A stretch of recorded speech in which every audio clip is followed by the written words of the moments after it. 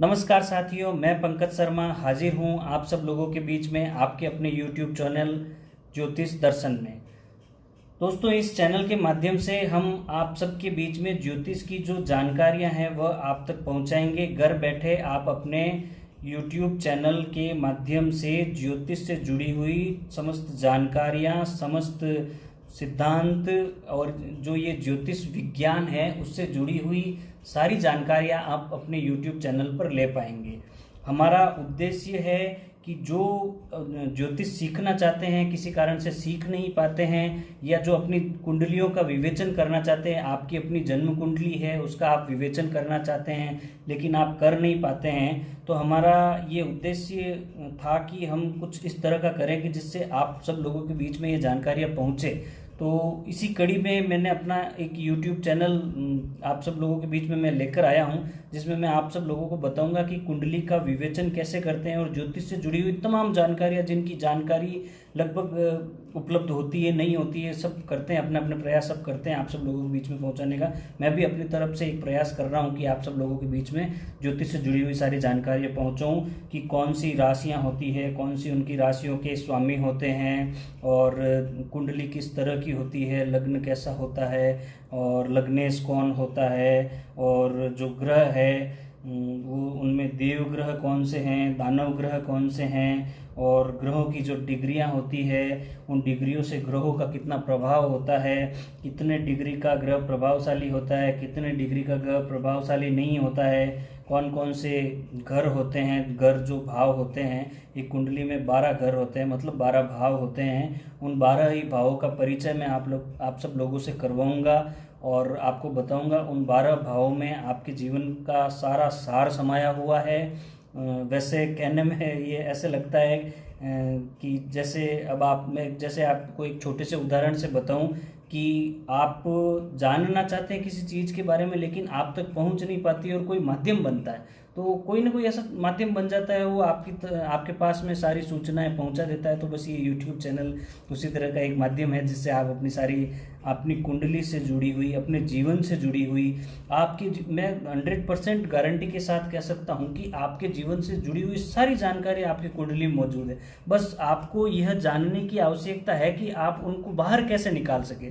दोस्तों, ये कुछ नहीं, ये सिर्फ एक विज्ञान है। आप इसे माने चाहे नहीं माने, लेकिन मैं बताऊं आप सब लोगों को कि यह एक विज्ञान है। हजारों वर्ष पूर्व हमारे ऋषि मुनियों ने धरती पे इस विज्ञान को खोजा, और जितने हमारे ग्रह हैं उनकी जो ग्रहों की स्थितियां हैं, कौन सा ग्रह कितने डिग्री पर चल रहा है, कितने डिग्री पे दूसरे ग्रह से वो संपर्क में है, वो सारी जानकारियां उन्होंने उस समय अपने पास सुरक्षित कर ली थी, और वही जानकारी आप सब लोगों को आपके पास में पहुंचती है। इसमें नया कुछ नहीं है, बस यही है कि पहले जो ये जो सूचना प्रौद्योगिकी अब आई है, अब जो टेक्नोलॉजी आई है, यूट्यूब और सोशल मीडिया जो भी है, उन सब के माध्यम से आप तक जो जानकारी पहुंच जाती, पहले वो नहीं थी। अब ये होने के कारण आप तक सारी जानकारी पहुंच जाती है। तो इसी कड़ी में मैं आप सब लोगों को बताना चाहूँगा कि ज्योतिष दर्शन जो YouTube चैनल है उसके माध्यम से मैं सर्वप्रथम आपको आज सबसे पहले कुंडली के बारे में कुछ सामान्य सी जानकारियाँ दूंगा। आज पहली बार है तो मैं आपको सामान्य सी जानकारियाँ दूंगा, उसके बारे में हम धीरे धीरे आगे सारी बातें सीखते जाएंगे, सारा मैं आपको बताता जाऊंगा। सारी जो ज्योतिष से संबंधित जो ज्ञान है, सारी जानकारियाँ हैं जो आप सब लोग जो जानना चाहते हैं, वो आपके लिए जानना बहुत ज़रूरी है, क्योंकि ये कुंडली आपके जीवन पे बहुत प्रभाव रखती है। आपका सारा जीवन इसी कुंडली से चलता है। तो चलिए, ज़्यादा आपका समय नहीं लेकर शुरू करते हैं अपना आज सबसे पहला लेसन चालू करते हैं कुंडली का। सबसे पहले कुंडली का आपको विवेचन करना सिखाते हैं। दोस्तों, यह 1 नंबर जहाँ लिखा हुआ है ये कुंडली का पहला भाव है। ये 2 नंबर कुंडली का दूसरा भाव है। भाव भी बोल सकते हैं, घर भी बोल सकते हैं, हाउस भी बोल सकते हैं। ये तीसरा भाव है, ये चौथा भाव है, 5वां भाव है, छठा भाव है, 7वां भाव है, 8वां भाव है, 9वां भाव है, 10वां भाव है, 11वां भाव है, 12वां भाव है। ये 12 भाव मतलब 12 घर एक कुंडली में होते हैं। ये है आपकी लग्न कुंडली और ये होती है आपकी राशियां, मेष, वृषभ, मिथुन, कर्क, सिंह, कन्या, तुला, वृश्चिक, धनु, मकर, कुंभ, मीन। और ये है आपकी राशियां और राशियों के स्वामी। दोस्तों, मेष राशि है उसका स्वामी होता है मंगल, वृषभ राशि है उसका स्वामी होते हैं शुक्रदेव, मिथुन राशि उसके स्वामी होते हैं बुधदेव, कर्क राशि उसके स्वामी होते हैं चंद्रदेव, सिंह राशि उसके स्वामी होते हैं सूर्यदेव, कन्या राशि उसके स्वामी होते हैं बुधदेव, तुला राशि उसके स्वामी हो गए शुक्रदेव, वृश्चिक राशि के स्वामी हो गए मंगलदेव, धनु राशि के स्वामी हो गए गुरुदेव बृहस्पति देव, मकर राशि के स्वामी हो गए शनिदेव, कुंभ राशि के स्वामी हो गए शनिदेव और मीन राशि के स्वामी हो गए गुरुदेव बृहस्पति देव। तो ये 12 राशियां हो गई हैं और 12 राशियों के स्वामी हो गए हैं। तो इनमें से कुछ राशियां हैं जिनके दो दो राशि के मतलब जैसे एक राशि हो गई तो उसके 2 स्वामी हो गए, ठीक है ना। जैसे ये सूर्य और चंद्र हो गए तो उनके एक ही हुए। तो अब आपको मैं जैसे बताता हूँ कि इन राशियों के बारे में आपने जाना, इन स्वामी के बारे में, राशियों के स्वामी के बारे में जाना। तो अब आपको मैं इसके बारे में बताता हूँ। जैसे सर्वप्रथम ये है आपका जो ये कुंडली हो गई, ये आपकी लग्न हो गया, ठीक है ना। ये आपका 1 नंबर हुआ, यहाँ आपका होगा लग्न। ये जैसे आपकी राशि, आपने 6 नंबर की राशि ले ली, 6 नंबर की राशि हो गई कन्या। तो कन्या राशि के जो स्वामी हुए बुधदेव यहाँ पे जैसे अब आपको मैं बता दूं, उदाहरण के लिए मैंने ये 6 नंबर लिख दिया, तो ये 6 नंबर मतलब छठा घर नहीं हुआ, घर तो ये पहला हो गया, पहला भाव हो गया, उसके अंदर 6 नंबर का मतलब हो गया कन्या राशि। तो कन्या राशि इसमें मैंने लिखी, तो कन्या राशि के अनुसार इसके लग्नेश हो गए बुधदेव, इसके लग्नेश हो गए बुधदेव। अब मैं आपको आगे बताऊं कि ये जो पहला घर है, ये पहला घर, ये कुंडली का जो पहला घर है वो आप स्वयं हो, आप सेल्फ हो, आप खुद हो। इसमें आपका एटीट्यूड, आपकी पर्सनैलिटी डिसाइड करता है। ये अगर यहाँ से आपका जन्म हुआ है, मतलब आपका जो जन्म देने वाला है वो यह घर है। यह आप ऐसे समझ लीजिए कि यह आप स्वयं है, आप स्वयं हैं। आप इस पहले भाव में, पहले घर में आता है आपका लग्न, स्थान, शरीर, चरित्र, रंग रूप, मानसिकता, आपका आत्मविश्वास, आपकी पर्सनैलिटी और आपका बिहेवियर। तो इस तरह से लोग, दोस्तों, आपने पहले घर के बारे में समझा। तो इसमें कुंडली में होता यह है कि क्लॉकवाइज नहीं चल के एंटी क्लॉकवाइज चला जाता है। तो पहले से इधर आए हम एंटी क्लॉकवाइज दूसरे घर में। दूसरा घर आपका जन्म कहाँ हुआ है, किस कुटुंब में हुआ है, यह दूसरा घर आपको बताएगा। यह धन, कुटुंब, वाणी का रिप्रेजेंटेटिव होता है और इससे आपकी दाई आंख के बारे में भी आपको जानकारी मिल सकती है। तो दूसरा घर, आप पहला घर आपने देख लिया, दूसरा आपने देख लिया, अब तीसरा घर। तीसरा घर दोस्तों, ये तीसरा घर जो होता है वो पराक्रम का घर होता है, मेहनत का घर होता है। आपके छोटे भाई बहन को देखना है तो आप यहाँ से देख सकते हैं, छोटी यात्राएं देखनी है तो आप यहाँ से देख सकते हैं। आपको मेहनत ज़्यादा करनी होती है या मेहनत कम करनी होती है, आप कितनी मेहनत करेंगे, कितना आपको फल मिलेगा, आप में कितना साहस होगा, कितना पराक्रम होगा, यह सब आप इस तीसरे घर से देख पाएंगे। तो इसी तीसरे घर के बाद हम चलते हैं आगे चौथे घर में। चौथा घर जो है, जहां पर 4 नंबर लिखा है, देखो आपको मैं एक बार फिर से बता दूं कि जो 1 2 3 4 ये लिखी, ये तो घर है। और जैसे यहाँ पे ये मैंने 6 नंबर लिखा है, तो 6 नंबर का मतलब कन्या राशि। कन्या राशि इसके अनुसार इसका लग्नेश हो गए बुधदेव। तो ये आपको याद रखना है। ये जैसे जैसे आप याद रखेंगे और आप चिंता नहीं करें, आप बस मैं जैसे बता रहा हूँ उसको देखते जाइए, आप समझ जाएंगे, आपको पता चल जाएगा कि घर और भाव क्या है और राशियाँ क्या है, उन राशियों के स्वामी कैसे हैं और कौन सी राशि का स्वामी किस घर में बैठेगा तो क्या होगा और ये सब जानकारी आपको धीरे धीरे पता चलेगी, वो मैं आपको सब बताऊंगा। जैसे केंद्र क्या है, केंद्र ये हो गया 1, 4, 7, 10, ये चारों घर हो गए, ये केंद्र हो गए, ठीक है ना। और जो ये 6, 8, 12 हो गए, 6, 8, 12, ये 6, 8, 12 माने जाते हैं कि अच्छे घर नहीं है। ये धीरे धीरे मैं आपको सब आगे बताऊंगा। त्रिकोण हो गया 1, 5, 9, ये जो घर हो गए पहला भाव, पांचवा भाव, नौवां भाव, ये आपके त्रिकोण में हो गए। तो ये धीरे धीरे जैसे जैसे आप देखेंगे वैसे वैसे आपको जानकारी मैं देता रहूँगा और अपन चलेंगे। अभी अपन ने यहाँ से शुरुआत की है, आगे अपन बहुत चलेंगे साथ में और बहुत सारा ज्योतिष को अपन एक्सप्लोर करेंगे। जैसा कि मैंने बताया था कि एक विज्ञान है, इसको जितना इसकी गहराई में जाएंगे हम उतना कम है। हम जितना इसके बारे में जितनी खोज कर सकेंगे हम करेंगे, हम गहराई तक उतरेंगे, हम समझेंगे इसको, इससे हम कैलकुलेशंस निकालेंगे। हमारे जीवन में जो कुछ घट रहा है, जो कुछ हो रहा है, वो सारी जानकारी हम इसके अंदर से निकालेंगे। हाँ, तो हम चौथे घर तक आ गए थे। अब पांचवा घर दोस्तों, पांचवा जो भाव होता है, ये पांचवा भाव संतान के लिए भाव होता है। जैसे चौथे भाव में आपको बताना भूल गया था एक, जैसे ये माता का भाव है। चौथा भाव माता का भाव है, वाहन का भाव है, मकान, सुख सुविधा, जमीन जायदाद, पुश्तैनी, आपको प्रॉपर्टी कितनी मिलेगी, पुश्तैनी जायदाद आपको कितनी मिलेगी, यह आप इस भाव से जान सकते हैं। इस भाव से आप पढ़कर ये जान सकते हैं कि आपको जो पुश्तैनी प्रॉपर्टी मिलने वाली वो कितनी मिलने वाली है, आपकी माता का स्वास्थ्य कैसा रहेगा, आपको वाहन का सुख मिलेगा नहीं मिलेगा, ये सारी जानकारियाँ आप अपने इस चौथे भाव से जान सकते हैं। अब आते हैं पांचवें भाव पर।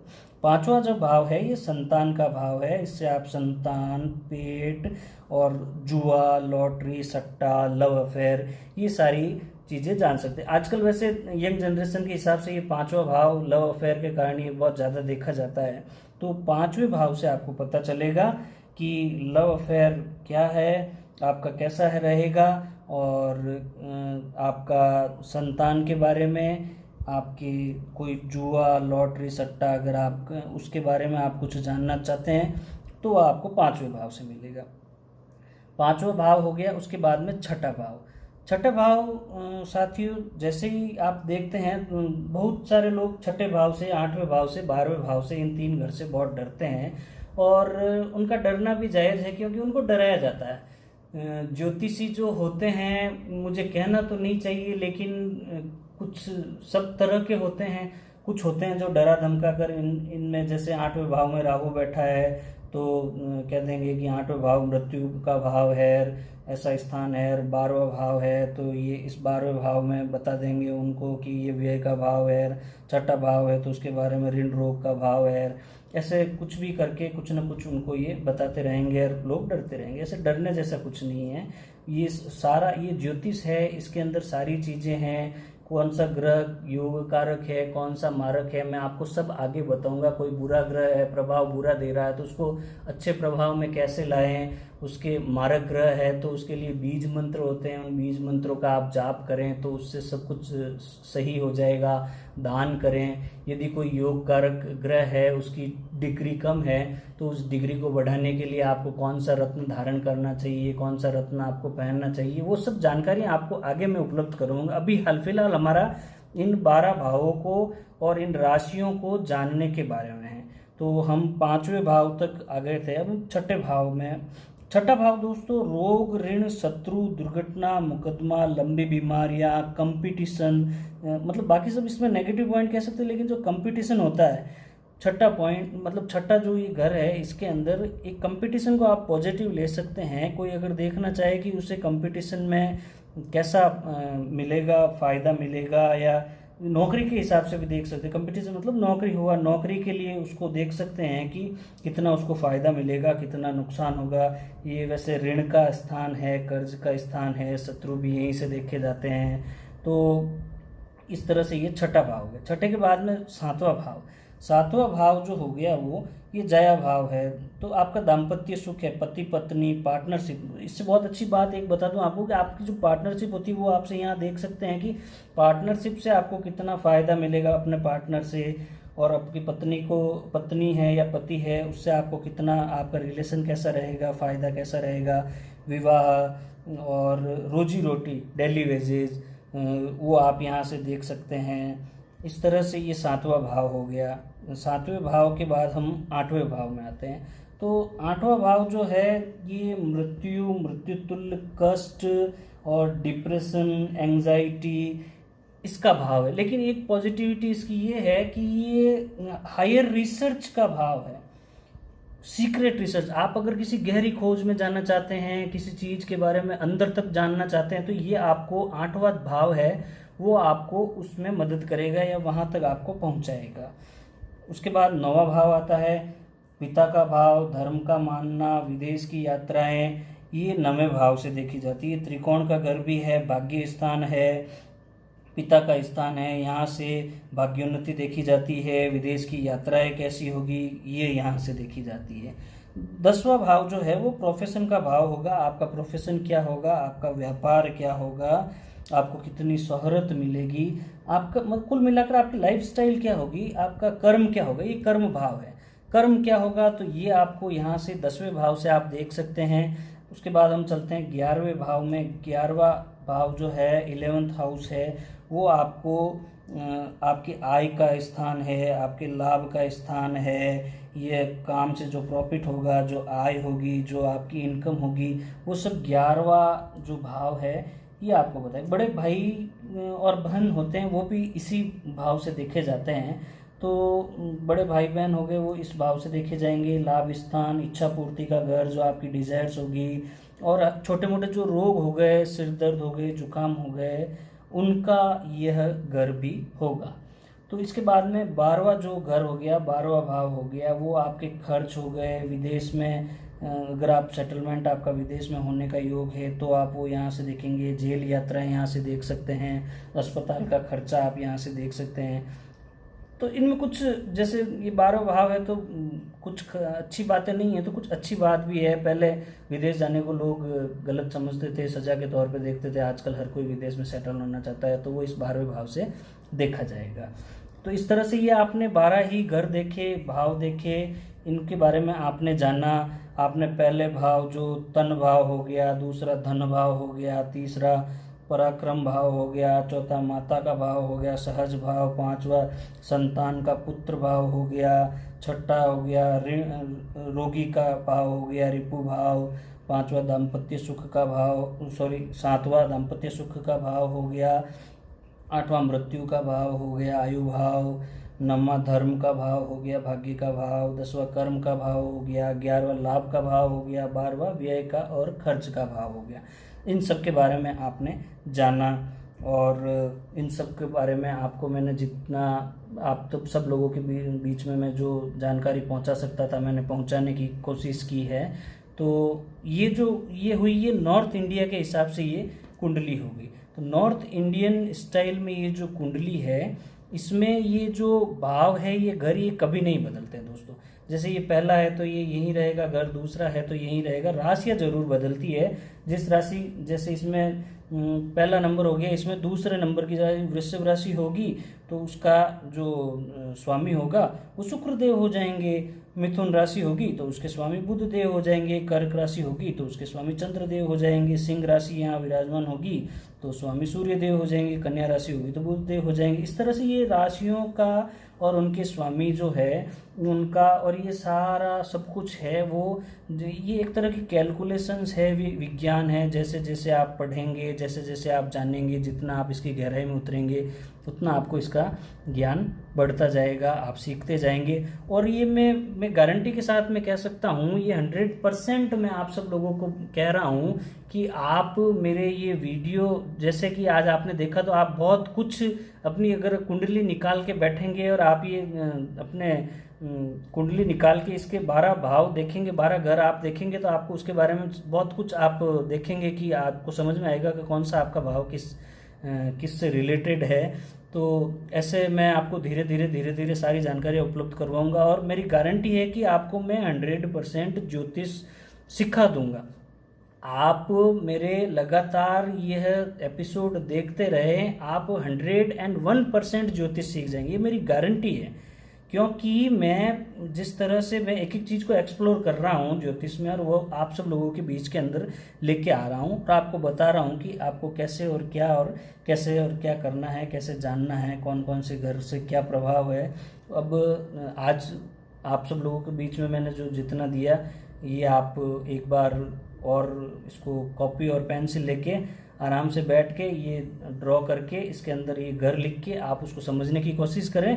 अगले नेक्स्ट एपिसोड में मैं और दूसरी जानकारियाँ लेकर आऊँगा कि जैसे ये आपने ये घर देख लिए, भाव देख लिए, राशियाँ देख ली, उसके बाद में डिग्रियाँ क्या होती है, कितने डिग्री से कितने डिग्री तक का क्या प्रभाव होता है, वो मैं आप सबको बताऊँगा। उसके साथ में डिग्रियों के साथ में केंद्र, त्रिकोण, त्रिक भाव, ये सारी जानकारी आप सब लोगों के बीच में लेकर आऊँगा। उसके साथ में मैं आपको समभाव बताऊँगा, सम क्या होता है, उसके बाद में कौन सा ग्रह किसके साथ कैसे अस्त होता है ये आपको बताऊंगा। सूर्य के साथ अस्त होने वाले ग्रह कौन सी डिग्री पे कौन से होते हैं ग्रह, और उच्च में और नीच में कौन सी होते हैं। जैसे सूर्य है तो वो मेष राशि में उच्च का होगा, तुला राशि में जाते ही नीच का हो जाएगा। चंद्र है तो वृषभ में उच्च का होगा और वृश्चिक में नीच का हो जाएगा। तो ये जो जानकारियां हैं ये धीरे धीरे ग्रहों के जो तत्व है, अग्नि तत्व किसका हुआ, जल तत्व किसका हुआ, पृथ्वी तत्व, आकाश तत्व, वायु तत्व, ये सब आपको मैं बताऊंगा। ग्रहों के लिंग भेद, पुरुष ग्रह कौन से हुए, सूर्य, मंगल, गुरु, स्त्री ग्रह जैसे चंद्र, शुक्र, स्त्री नपुंसक, शनि, ये सारे ये मैं आपको धीरे धीरे हम इसके चैनल के माध्यम से आप सब लोगों तक ये जानकारी पहुंचाते रहेंगे। और आप सब लोगों को यह ज्ञान है, जो ज्योतिष का ज्ञान है, वो इस चैनल के माध्यम से मिलता रहेगा। तो इसी के साथ आज बहुत है इतना। मेरे ख्याल से आप लोगों को ये जानकारी बहुत अच्छी लगी होगी और बहुत जल्दी दूसरे एपिसोड के साथ में मैं आप सब लोगों के बीच में हाजिर होऊंगा। नमस्कार, धन्यवाद, बहुत बहुत आपका आभार।